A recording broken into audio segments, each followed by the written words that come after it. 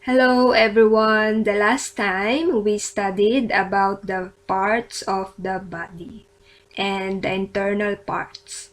So today we will study about the Filipino Tagalog common sickness. Let's begin! Doctor in Tagalog is manggagamot. Manggagamot. Manggagamot.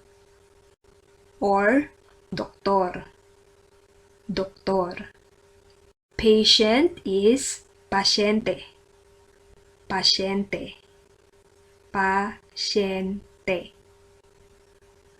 Pain or hurt is sakit.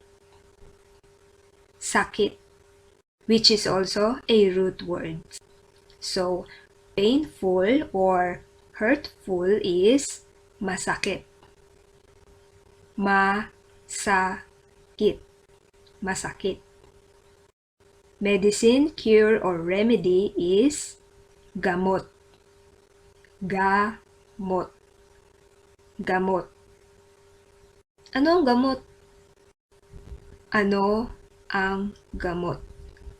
Ano ang gamot? I will give you an example dialogue.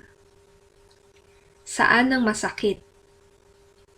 Saan ang masakit? Or saan po ang masakit? Saan po ang masakit? For formal.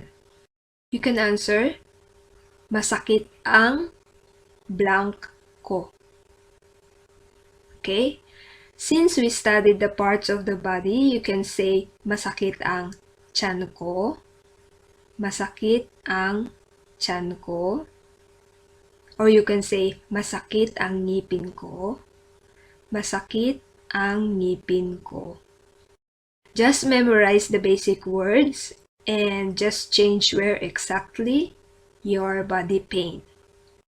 Can you try to for me? Can you give me some example? Saan ang masakit? Masakit ang ko. Very good. Can you give me one more try? Saan ang masakit? Very good. So, let's move on to the common sickness. Common sickness in Tagalog is karaniwang sakit. Karaniwang sakit. Karaniwang sakit. Galos. Galos. Galos. Hindi natunawan. Hindi natunawan. Hindi natunawan. Hirap huminga. Hirap huminga. Hirap huminga.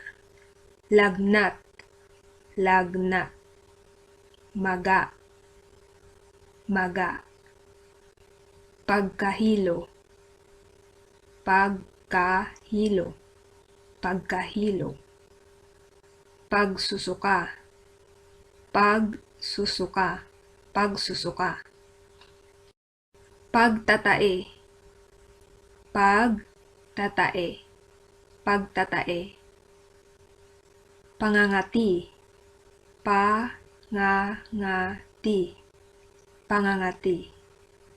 Sakit ng lalamunan. Sakit ng lalamunan. Sakit ng lalamunan. Sakit ng tiyan. Sakit ng tiyan. Sakit ng tiyan. Sakit ng ulo. Sakit ng ulo. Sakit ng ulo. Sipon. Sipon. Sugat. Sugat. Trangkaso. Trangkaso. Ubo. Ubo. That's all for today's lesson. See you all next time. Bye!